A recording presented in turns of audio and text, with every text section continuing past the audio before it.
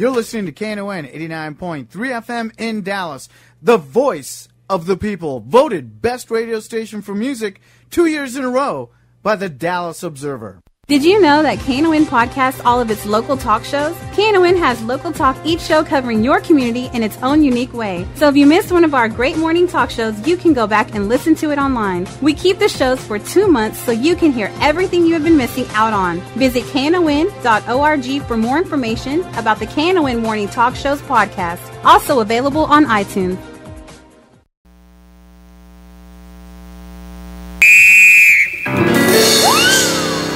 What a game!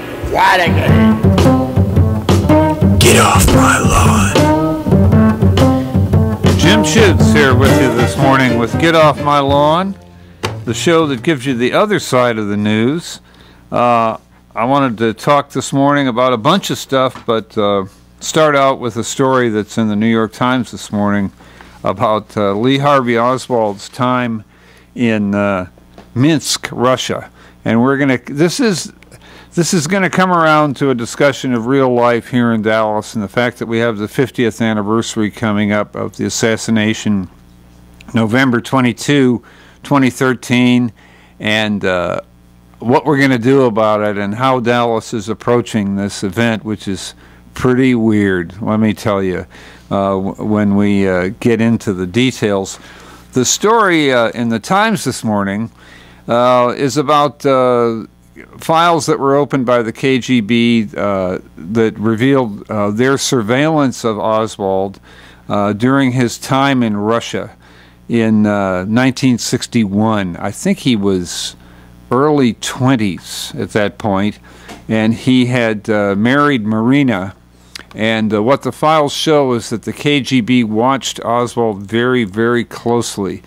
They had a listening device in the ceiling of his apartment, and they also had a peephole that they drilled in the wall so they could watch him. And they had the wall between Oswald's apartment and the next apartment was very thin, so they just had to sit in there. They didn't really need a lot of listening devices for that. And so of course they produced these voluminous transcripts of surveillance of Oswald, and it contains stuff like the following. They're recording Oswald and Marina in bed. And July 29, 1961, Oswald says to Marina, "Don't touch me, damn you."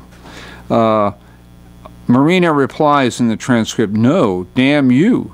Then Oswald says, "In a minute, I'm going to cut off a particular place. Oi, mama." Then the watcher writing the transcript notes, "They laugh." Who knows what that meant? And it goes on and on. There are some, of course, Norman Mailer based his book on Oswald on exclusive access to these files. He was the first one to be shown the files. Now other authors have seen them. There's one author, Peter Savodnik, and I don't know if he's an English language author. I guess he is. His book's coming out in Basic Books. He's got a new book about Oswald's time in Minsk. Who knows if it will be interesting. It would have to be a lot more interesting than the transcripts themselves before I'd want to read it. But my point about his book and some of the others is that his book is timed to come out in coordination with the 50th anniversary, November 22nd next year, which brings us back to Dallas. The place where the sort of ground zero for the 50th anniversary will be Dealey Plaza, here where the assassination happened. Dealey Plaza is arguably our most popular tourist site. I wish I don't have the numbers here anymore. I did have them, but Dealey Plaza outstrips almost everything, even the Cowboys, over the course of a year for visitors, especially if you talk about out-of-town visitors and foreign visitors. They go, a lot of them, to see the sixth floor museum, but you also see them just out in the plaza, wandering around. There was a story recently about Dealey Plaza, and the illustration was a photo of a guy looking out over the picket fence up by the former school book depository building, now called the county building or county offices or something.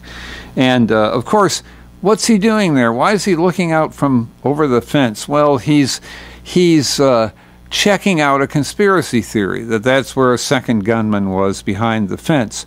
I've walked by there once, and I saw minimum, there had to be 60 gentlemen, all in matching suits, all, I believe, Japanese, all standing behind that fence, pretend sighting a rifle over the fence in unison. And they were doing the same thing. They were sort of exercising their curiosity about the assassination and the conspiracy theories. I don't really have a conspiracy theory position. I don't know enough about it. I've written stories over the years that have had to do with the conspiracy theories because I'm here in Dallas, and that's part of our deal here. The event happened here, and the theories are based here, and every once in a while they find their way into the news. I just haven't been interested enough to do the kind of wading through the documentation that I think would be required to have a personal theory about it worth talking about. I'm satisfied with believing that Oswald did it and that he was a nutcase and an evil person. But I know that there are a lot of very smart, very sincere people who would take me to task on that and who disagree strongly that that's the case, and who believe that Oswald did not act alone. Most of that interest around Dealey Plaza has to do nowadays, because I've gone down there and interviewed people who were there and asked them why they're there. It has less to do with the event itself, with the assassination, than with the conspiracy theories. That's what people find interesting, and that's why they come, and that's why they're there, and that's what the draw of the place is. And I have to add another little bit here, another little bit of backstory. After the assassination, there was a lot of writing done in the country, books, articles, and so on, that blamed Dallas for the assassination. And there were a lot of, urban legend, folklore things said about Dallas that turned out to be terribly untrue and unfair. The kids in the public schools cheering when they heard that the president was killed. I just said, that didn't happen. Some kids were told that they were getting sent home early, and they weren't told why, and they were happy. But the historical fact is that there was a huge blowback against Dallas, fairly or not, because of the assassination. That blowback was felt very keenly by people in Dallas who had money and power. No one more so than the people who owned the Dallas Morning News, because they were among the few who were singled out by name as being responsible. And it's because of the politics of a former editor of the paper who was a member of the family, and an ad that ran in the paper that was always it was an ad that was critical of President Kennedy. For years, everybody talked about what a terrible ad it was and how un-American it was for the morning news to publish an ad like that at the time. At the end of this current election season, you wouldn't even notice this ad. It would be so innocuous next to the ads that we see every day on TV and elsewhere. But back then, in a more polite era, it was considered an outrageously provocative ad. And so all this writing was done to blame the morning news for the assassination, like the morning news killed Kennedy, which is crazy, but that's what was said. And apparently, here in Dallas, we still have great sensitivity over this issue among those people who were accused. Maybe it's easy for me to say that they're thin-skinned. Nobody ever accused me of killing Kennedy. Maybe if you're on the dirty end of that stick, it's so painful that it just never goes away. But let me bring us up to today and the plans for the 50th. There's a great effort going on to refurbish Dealey Plaza. And it's all done with bond money and some private money. They're going around and they're fixing up the concrete where it's sort of decayed and repainting and so on. And I guess that's good. I mean, Dealey Plaza looks run down. It's like a lot of the city's infrastructure. It just it needs work. So there's a committee that's in charge of refurbishing Dealey Plaza. And this committee is sort of they are from central casting all of the people who would be touchy about the assassination. It's all of the old money, old power folks in town who are, who are probably still thin-skinned about all of this. These same people are the people who control the 6th floor museum. I hate to talk bad about the 6th floor museum. For years I thought it was wonderful. I still think it probably is I'd still take visiting firemen and relatives to the 6th floor when they come to Dallas, because what else are you going to show them? Fair Park? But the 6th floor museum, as this emerges, as this whole thing with the 50th comes along, it's more and more obvious that the 6th floor museum is a tool of these same people who are worried about the city's image. And here's the other piece of backstory. They are convinced that on November 22, 1963, the whole world is going to be focused on Dealey Plaza. The whole world. I doubt that. A lot of time has passed. I mean, I talk to 20-somethings about this every once in a while because my son is one, and I work with a lot of 20-somethings, and I'll sort of sound them out. Well, what do you think about the Kennedy assassination? Who was behind that? And a lot of times I get this kind of furrowed brow look, and then they'll say, Kennedy, was he after Eisenhower? You know, a huge amount of time has passed, and Kennedy isn't the name he was for a long time. The Kennedy name is still huge. I'm not saying we've forgotten him, but the whole world is going to be focused on Dallas for the 50th anniversary of the assassination. I just don't think so. I think there will be a certain amount of focus. It's true. And there will be people who will come here and turn the camera on Dallas, and I just don't think it's going to be the size of, excuse me, the intensity of focus that people are predicting. But there will be some focus. And so this shadowy group of people, and what do you want more? When you're talking about the assassination and conspiracy theories, what do you want more than a shadowy group? Oh boy. If you happen to be a proponent of conspiracy theories, there's nothing better than a shadowy group. But there is this shadowy group that's domineering the 50th anniversary observation. So they have used the 6th floor museum in an effort to clamp down on this event. They went through a really bogus deal with the city, where they had the 6th floor museum supposedly apply for an event permit for the 50th, not just for the day of the 50th, but for the whole week. So, and the city provided the museum with this permit. Now, I've gone back and interviewed some of the people involved and looked at some of the documentation. I don't think that the people at the 6th floor museum even knew they were getting the permit. I think their name was just used. This was all done from behind the scenes at City Hall. And the 6th floor museum is just, they're getting their public face put on it. But this permit was created, which deems that the 6th floor museum owns Dealey Plaza for the entire week of November 22nd. And Nicola Longford, who's the executive director and curator of the Sixth Floor Museum, has been interviewed. Reporters have said, okay, so you're going to control Dealey Plaza for the entire week.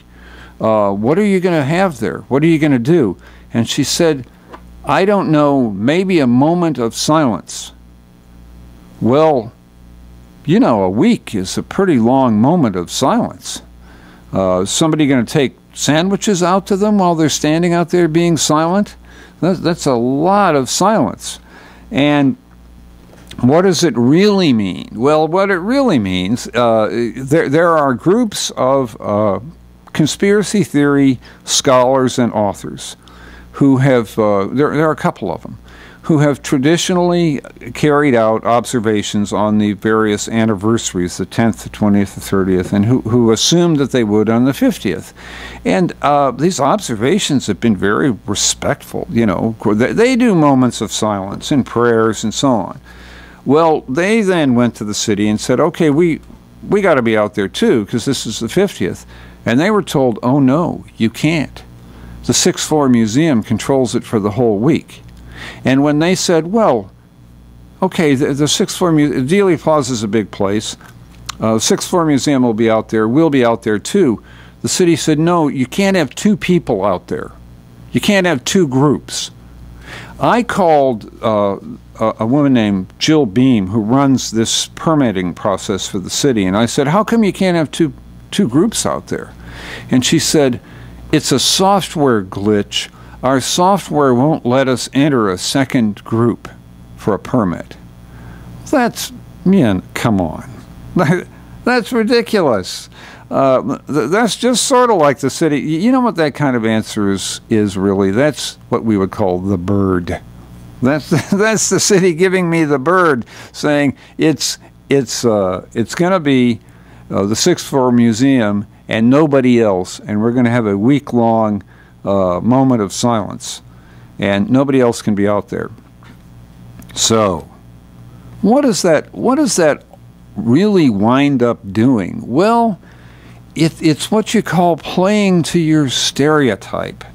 And in the next section of the show today, I'll get more into that. And I want to talk, I hope, to Robert Groden, who's an author who's been on the dirty end of this stick. Jim Schutze, get off my lawn. We'll see you after this break.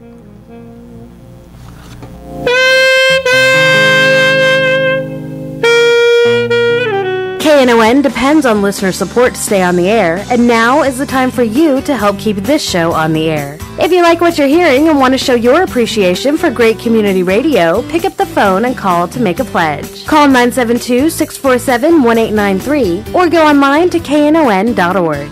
Don't wait for someone else to do it. Without the support of our listeners, there won't be any community radio on the air in North Texas.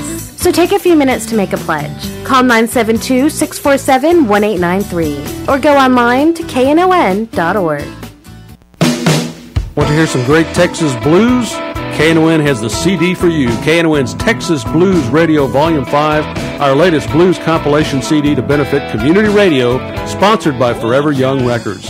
This CD features 15 tracks and 60 minutes of great original Dallas-Fort Worth blues from Tutu Jones, Blues Boy Bo, Buddy Whittington, Andrea Dawson, Kirkland James, Sonny Colley, Johnny Red and the Roosters, the Chris Watson Band, the Two-Tones, the Rough Cut Blues Band, Jeff Stone and Charlie Love, Dave Millsap, Sirloin and the Ash-Kicking Machine, Michael J. and the Paul Bird Band, and JJ and the Detonators. We're only selling 1,000 copies and it will never be reissued. Get your copy now at Forever Young Records in Grand Prairie, Record Town in Fort Worth, and in Dallas at Bill's Records and Rewind Music. The CD is available as an MP3 download at knon.org. All proceeds benefit community radio, KNON. For more info on Texas Blues Radio Volume 5, visit us at knon.org. Get your copy now and hear some real Texas blues. Your ears will thank you for it. Tune in every Saturday morning for KNON Speak Up Saturdays. Speak Up Saturday starts at 7 a.m. with an expanded church information and forum hosted by Reverend Marion Barnett, a news and politics show for you. Then at 9 a.m. it's The Workers' Beat hosted by Gene Lance, sponsored by the CWA, a show for workers' rights. At 10 a.m. the Dallas Observer presents Jim Schutze, Get Off My Lawn with the other side of the news. Wrapping up Speak Up Saturdays at 11 a.m. is Lambda Weekly with David Taffet, the longest-running LGBTQ talk show in the country. Be sure to tune in every Saturday morning to Speak Up Saturdays right here on KNON 89.3 FM, the voice of the people.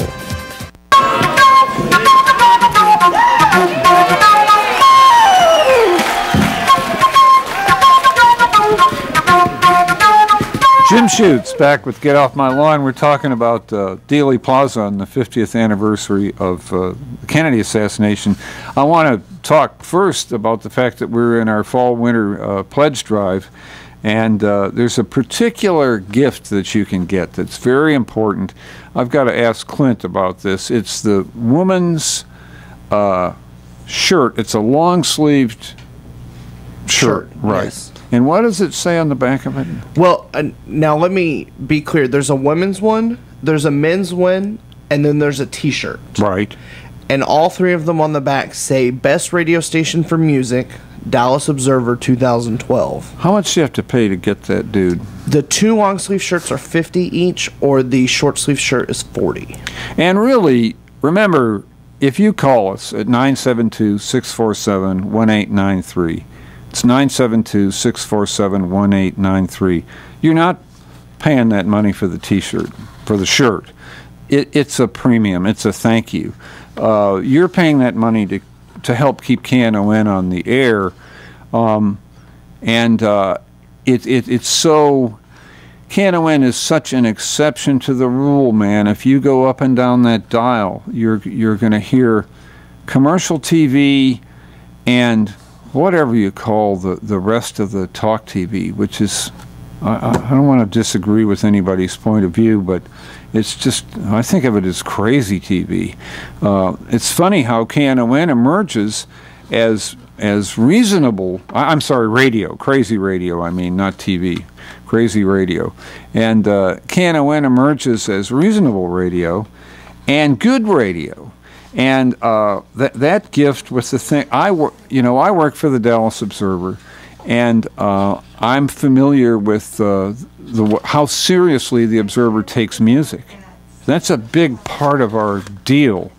Audra Schroeder, our music editor, believe me, is a way more important person at the Dallas Observer than I am.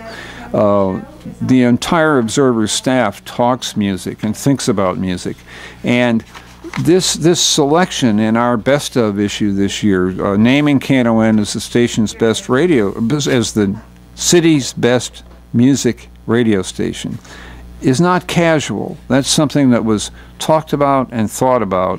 It was not a casual decision, and it reflects a really sincere feeling by people who know what they're talking about that KNON radio is smart radio. It's serious radio. It's radio that takes what it does seriously, and the way it stays on the air is with your support, and I mean with you calling up. And you don't have to give. Well, yeah, you do have to give $50. You can give less than that, I guess, but really, $50 is sort of an entry-level commitment that very importantly helps keep this station on the air. You give that $50, and yes, you get the T-shirt with the thing on the back about how KNON's the best music radio station in the city, according to the Dallas Observer Best of. But more importantly, that $50 is very significant in keeping the station here. You don't want to not do it, not give the $50, and wake up one day and read in the paper that KNON ain't here anymore. I mean, that would really be a huge hole in the media climate and the culture of the city. So if you can possibly do it, and I know you can, give us a call at 972-647-1893 and help keep KNON Community Radio on the air. It's 972-647-1893. We were talking before the break about Dealey Plaza and the 50th anniversary of the Kennedy assassination coming up on November 22, and this bizarre response that the city has to the whole thing, sort of operating from behind the scenes and trying to shut down debate and free exchange of ideas on the 50th. They've given the 6th Floor Museum a permit, an exclusive permit for the entire week of the 50th, and the 6th Floor Museum says that they're going to commemorate it with a moment of silence. So make that a week of silence. In addition, there have been statements from the mayor and statements from the leadership at the 6th Floor Museum that maybe they'll do more than that, but they will only do things that they feel are dignified and lend to the gravitas of the event. Their line is that they want to remember President Kennedy and not what happened to him. Well, that's crazy. President Kennedy is not remembered here. This is not the place for remembering President Kennedy. This is the place for remembering what happened to him. That's the only reason we're in the picture, is the assassination.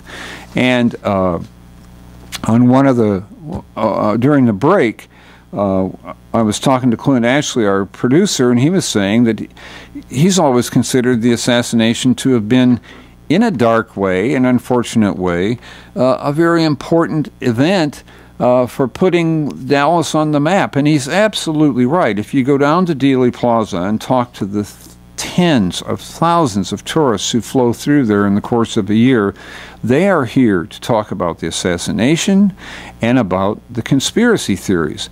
This is not unusual for historic sites of this type.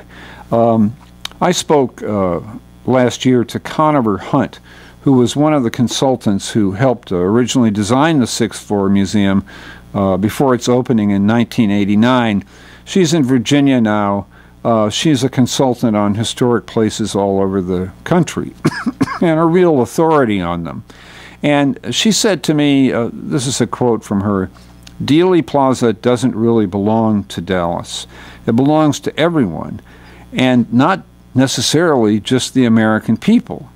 You know, it belongs," she was saying, it belongs to the world. She also said that this is true of historic sites generally. She said, quote, "There will always be, in any of our tragic historic sites where major history was made, a sense of collective ownership. It's neutral ground," she said, end quote. It belongs to everybody. It's wrong. It's wrong at every level for Dallas to act like it owns Dealey Plaza, like it owns the events there, like it owns what happened there. That's a mistake. Ooh, it goes way beyond bad manners. It's sticking your chin out, begging for a right cross from the world, which is just what the city's going to get if it pursues this path. Conover Hunt said to me, quote, "People will go there. They'll go to Gettysburg. They'll go to Mount Vernon, to the Washington Monument, to these battlefields, the good history and the bad, and they will ponder the meaning of life, the meaning of government, and they will talk about it." She said, "These places are like debate parks, where you engage in the discussion and feel the power of history under your feet." End quote. That's why people go. They go there to debate. They go there to be in the place to own the history.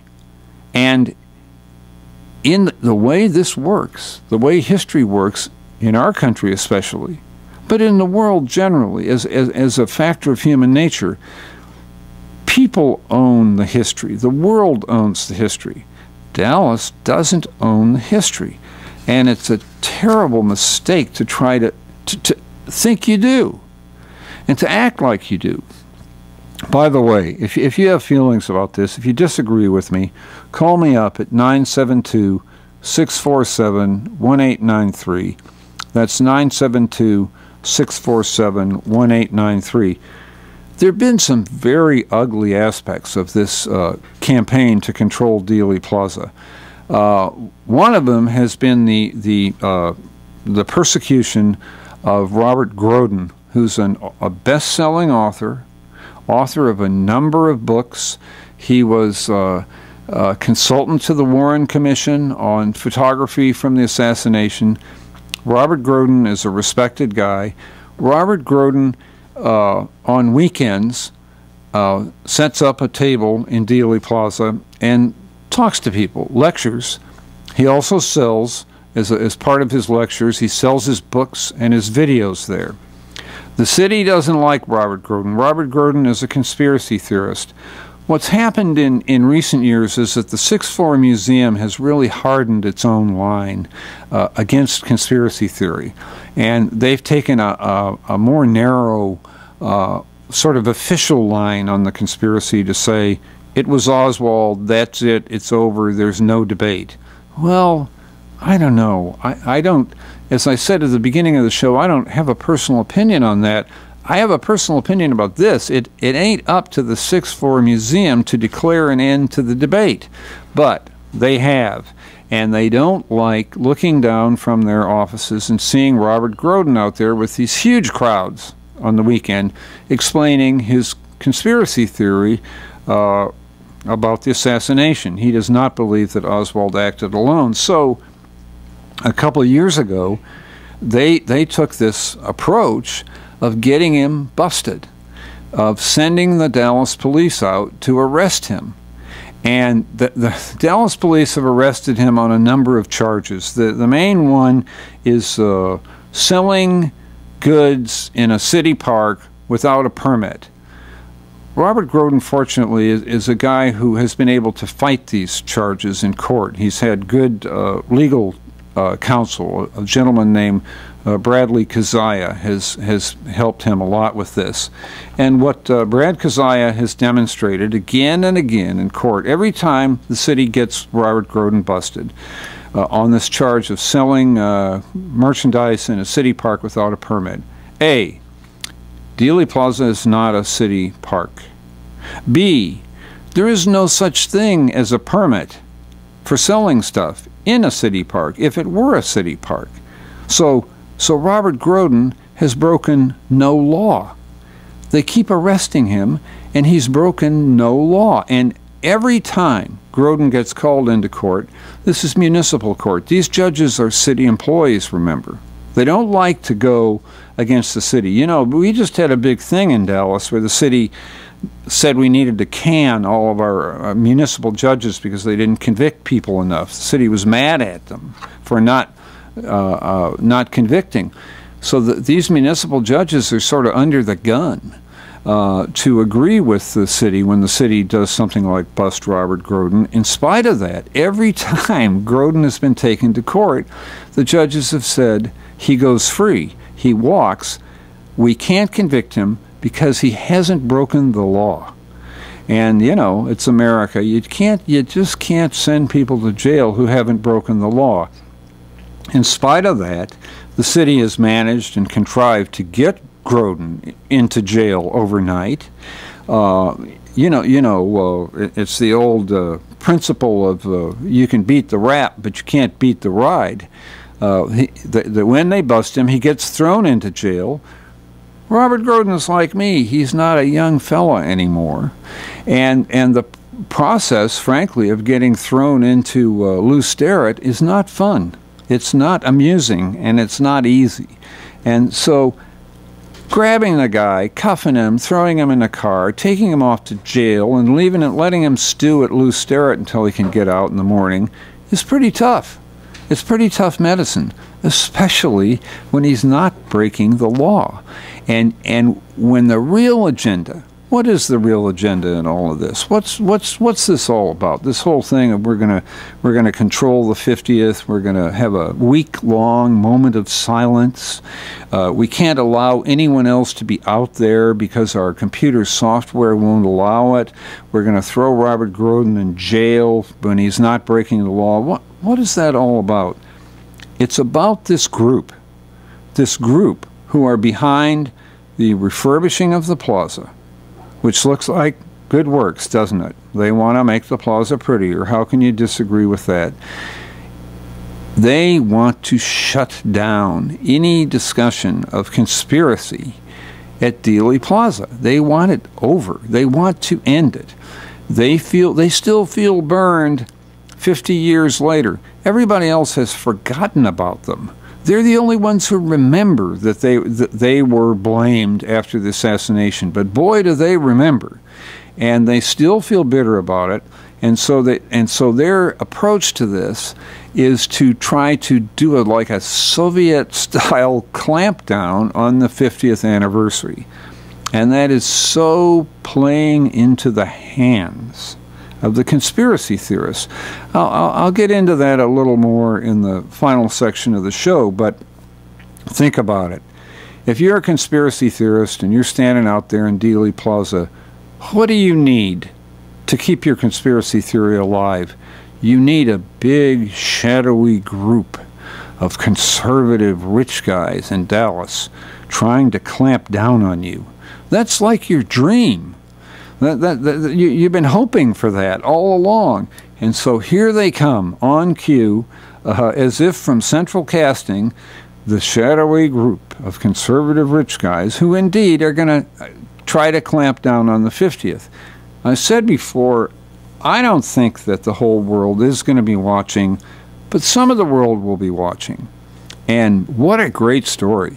If I were sent here from Detroit or from Baltimore, my editor said, you got to go cover the 50th of the Kennedy assassination. If I were a young reporter, I might say, which Kennedy? And then he'd say, go read some history, kid. And so I'd read up on it, and I'd find out which Kennedy got killed at Dealey Plaza, and I'd think, they hate me. Why are they making me go cover this squirrely event that nobody cares about? And I'd get to Dallas, and I'd look around, what am I going to write about? And then I'd realize, oh my word, there's a 1960s style shadowy group of powerful Dallas guys who are trying to clamp down on the 50th. There's my story. There's everybody's story. If they go ahead with this plan, they are the story. In Get Off My Lawn, which is a daily column I write for the Dallas Observer webpage, I've played a bit more mischief with this than I've let on here yet. We'll also talk about that in the final section. It's because I just couldn't resist, and I'll tell you what it is when we come back with Get Off My Lawn.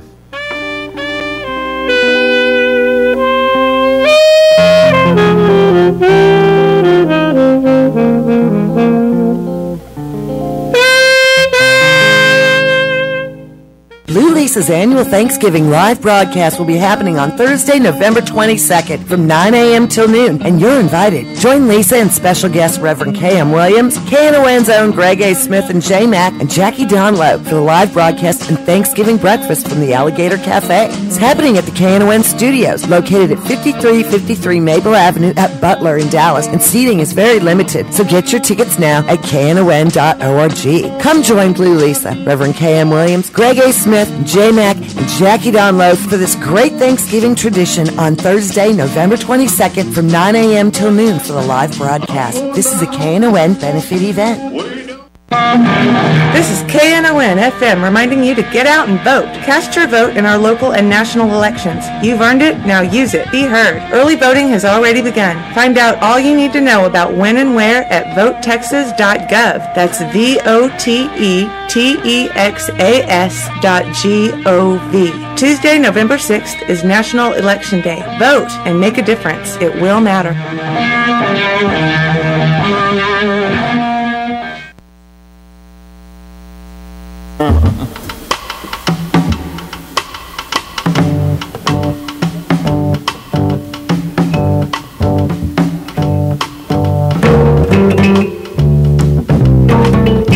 Jim Schutze back with Get Off My Lawn.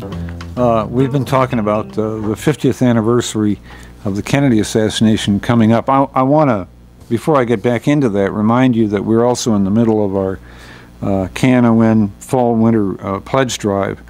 And I hate to say we need your help. It sounds kind of needy, doesn't it? KNON is a strong institution and has a really strong traditional historic role in the city. It's a unique role. KNON is true alternative radio.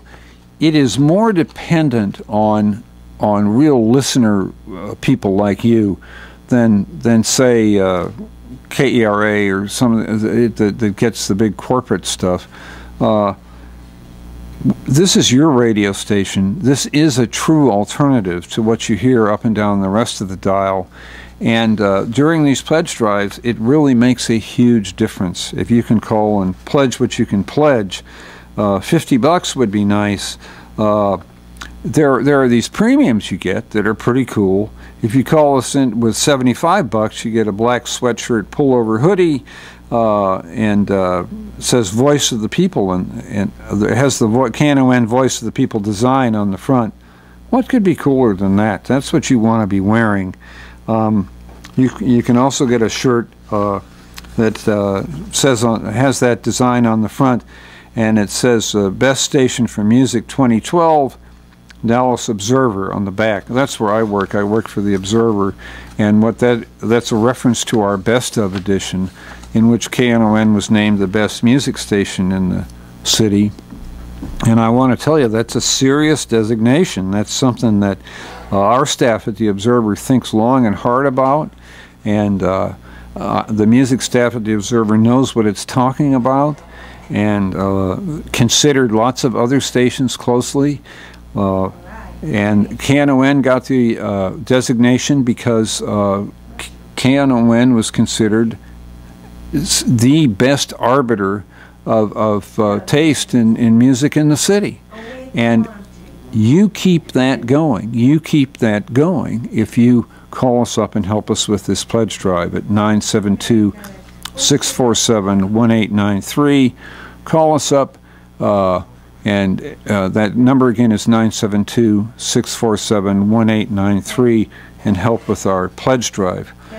We've been talking about the 50th anniversary of the Kennedy assassination and what's going to happen in Dealey Plaza, and the city's efforts to shut down any kind of debate, any kind of free and open exchange of opinion, where the various assassination conspiracists and authors and scholars would be able to get out there and present their points of views. Would it get wild and woolly? Maybe. It has in the past. This is a topic where there's very, very spirited difference of opinion. Is that bad? Does Dallas not want to be a place that's seen where there can be a free and open debate about such an important thing in the city's history? Apparently. The mayor and the powers that be, using the 6th floor museum as sort of their battering ram, have attempted to take over the plaza for an entire week and use the permitting process to shut down free speech. Now, I said before we broke for the break that I've been up to a bit of mischief with this, I freely confess, in my column in the Dallas Observer in the newspaper, and also in my online column, which, like this show, is called Get Off My Lawn. I've suggested that I think that this effort to shut down debate in Dealey Plaza is a great occasion for something that we could call Occupy Dealey Plaza. I think that that's exactly what's appropriate. And just to make sure, I actually called up Collie Lawson, who's the editor of Adbusters, which is an iconic magazine published in Canada. Adbusters was the inspiration for Occupy Wall Street. And I told him what was going on here. And I said, do you think that the 50th and this attempt to shut it down is appropriately something that could spur a thing like Occupy Wall Street? Is this the sort of thing where we could have Occupy Dealey Plaza? And he said, absolutely, it is. Here's a quote from him. He said, "The fact that the city of Dallas doesn't get it and again wants to snuff out, rather than allow, this wonderful freedom that the young people of America crave right now. Maybe that will be the wake-up call. Maybe they're going to see a backlash that will surprise the hell out of them. He went on and talked about how this is exactly the wrong time in history to be shutting things down. This is exactly the wrong time to be trying to shut down debate, simply because of the atmosphere generally in the country and in the world. He said, the real impulse, this is a quote, the real impulse behind the Occupy movement, and I think the real impulse behind anything that may happen in Dallas, is that hundreds of millions of young people around the world look into a future that does not compute. They're looking at a lifetime that is going to be completely different from the way their parents lived. A life of ecological crisis and political crisis and financial crisis, of not being able to pay off their loans, never having a decent job. In the meantime, you have to live in a world that's getting hotter and hotter and lousier and lousier. He said, young people of the world are waking up to the fact that if they don't stand up and start fighting for a different kind of future, they're not going to have a future. This is an atmosphere in which young people have grown up in an atmosphere of enormous lies. Where were the weapons of mass destruction? There's enormous paranoia among, I don't want to say paranoia, there's enormous skepticism of power abroad in the land, not just among young people. I mean, really, you see it reflected in the Tea Party movement, too. This is not a time when authoritarian clampdowns are a great idea. Hey, let me just take a second out of this and thank Tommy Thomas, who called us up with the $50 pledge. He's getting the short sleeve touch of gray shirt, and I want to thank you really a lot, Tommy, for your help for the station. Also, is it Oliver Bradley? Yeah, Oliver Bradley. Thank you very much for your contribution. These are the calls are starting to come in, huh? You want to get on the bandwagon? There's not much time left. 972-647-1893. It's a chance to really make a difference. Maybe everybody says that to you, but with KNON, it's really true. You give KNON some money, and you personally are making a difference in what it's like to be in Dallas. Think about what it's going to be like to be in Dallas if KNON goes away. Quite different. Quite different. This is a unique outlet for talk, but also music, for culture, and man, you don't want to let it go. Dial up and down the rest of the dial, and you'll realize how badly you don't want to let it go. 972-647-1893. Be a part of history here and help keep KNON robust. 972-647-1893.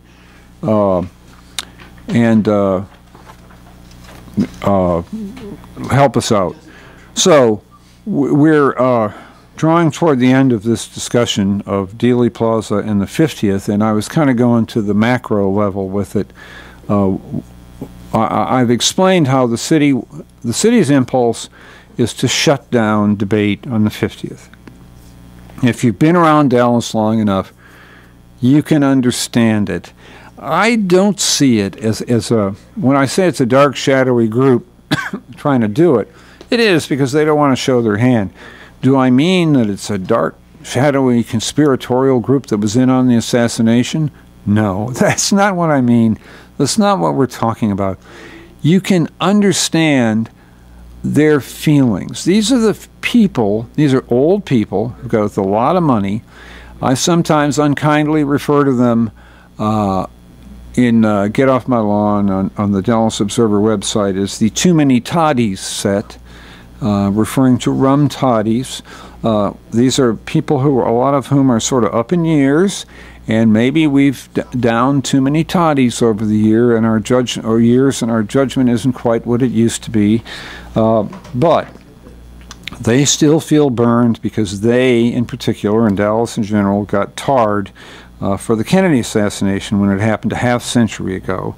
And I guess they're afraid that that's going to happen again on the 50th if people come here from all over the world and they find a bunch of assassination conspiracists out reminding everybody that there is still skepticism about the Kennedy assassination. But there is still skepticism. I started out this morning by referring to a story in this morning's New York Times about books that are going to be published timed with the 50th based on Oswald's years in Minsk, 1961. Lee Harvey Oswald, the guy who killed Kennedy, went to Russia and lived there for a few years when he was a young man. You would think, who cares? But somebody does care, and there are going to be books published on the 50th about it. There is going to be some level of attention. I've said already this morning, I don't think it's going to be the whole world's watching, but it could be. Here's how it could be. If Dallas continues to play its role so stupidly, I don't mean you, dear listener, Dallas, you know who I mean. I mean Dallas City Hall and this impulse by a bunch of aging people with too much time on their hands, still too much power in the city, too much money in their pockets, maybe too many rum toddies over the years, and their judgment isn't what it used to be. And so they think the appropriate thing to do with the 50th anniversary is to clamp down on it and have a sort of Soviet-style 50th anniversary. You know, the story in the Times this morning about Oswald during his years in Minsk is really hilarious. It shows that the KGB was really worried about Oswald, and so they were spying on him, of course, the whole time he was there. They had listening devices in his ceiling. They had a peephole in his wall. But really, they didn't need any of it because the apartment was so crappily built that you could hear everything that happened just by sitting next to the wall in the next apartment. And wherever Oswald went, I'm sure he was shadowed by KGB and so on. Well, that's exactly what the 50th is going to look like if we have the 6th floor museum, as planned, out there holding a week-long moment of silence. Will that be weird enough? Do you think could we do anything more bizarre than a week-long moment of silence? Then how are they going to enforce their decree that no one else can be out there? Well, we'll have to have a lot of cops out there to make sure nobody violates the decree and goes out there and tries to engage in free speech. I've been in touch with the conspiracy theorists who've promised me they will walk straight out there and get themselves arrested if it's done this way. This confrontation will take place. So what's the world going to see? They're going to see this bizarre KGB-style week-long moment of silence enforced by an army of police officers, and then they're going to see arrests. And they're going to see craziness. I hope they'll see something like Occupy Dealey Plaza. I mean, if we're going to make it a show, let's make it a really, really big show. I'd rather be known, globally, if there's going to be a global take on Dallas, wouldn't you rather have us known as the city that didn't put up with this kind of junk? Wouldn't you rather have us known as the city that had the backbone to go out there and insist on our First Amendment rights and give the bird to this effort to tell us what to do and to tell us what we can and cannot talk about? I mean, that'd be a cool Dallas. I think that's the real Dallas. That's the Dallas I feel out there. I think these people who are trying to run this thing are a half century out of date. I think, first of all, what we're going to have to do is remind everybody what the 50th anniversary is all about, because a lot of people have forgotten. And then we're going to have to explain that what this event is really all about is an attempt to shut down First Amendment rights of American citizens and to squelch debate of an important historical issue. And then we have to explain that the only appropriate reaction to this kind of thing is to go out there with our bodies and defy it. The only appropriate reaction is defiance. On the previous hour, we heard this great story of a woman in Dallas history who was a slave who defied something, we don't know what, something really bad by her slave master by taking a double-bitted axe to him and sending him on to his everlasting reward. Maybe as a souvenir for the 30th, just to get in the mood, maybe we need to hand out little souvenir plastic double-bitted axes for everybody who shows up and goes out there and demonstrates the real spirit of this city and what Dallas really is all about, which is not putting up with this stuff and not allowing the 50th anniversary of the Kennedy assassination to come across like some event in a totalitarian state. Before I leave, I want to remind you once more that we're in our fall pledge drive. Please call us at 972-647-1893. You can make a big difference in the survival of KNON and the survival of community radio by making your pledge. I work for the Observer that's my day job, and the Observer this year named KNON Radio the best music radio station in Dallas. I can tell you that was a serious decision. The people who made that decision are people who know what they're talking about, and it's significant, and it shows the degree to which KNON is a serious radio station and a voice and an arbiter of taste in the community. And you help keep it alive with your money. Don't think that your money doesn't make a difference. It makes the difference in keeping KNON on the air. That's 972-647-1893, 972-647-1893. On an earlier pledge drive, they gave me this really fascinating list which showed how much it costs to keep the station on the air. It's amazing. It's a very expensive operation.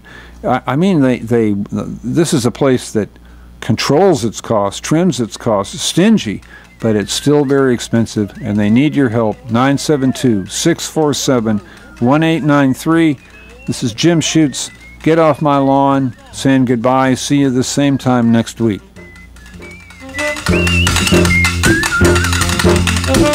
Get off my lawn.